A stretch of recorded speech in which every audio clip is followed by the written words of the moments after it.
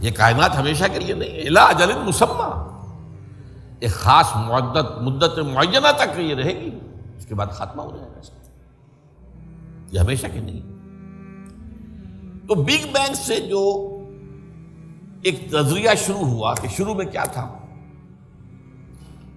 ذرات تھے، بہت چھوٹے بہت چھوٹے بہت چھوٹے بہت چھوٹے، فوٹونز،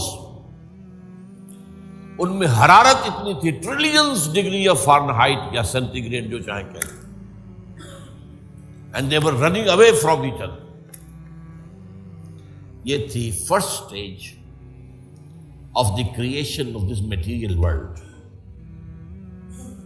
پھر یہ ذرات جو ہیں یہ مل جل گئے، اس سے گیلیکسیز وجود میں آئی، گیلیکسیز ایک دوسرے سے بھاگ رہی ہیں، آج بھی مانا جا رہا ہے ایکسپینڈنگ یونیورس، یہ کائنات ابھی پھیل رہی ہے۔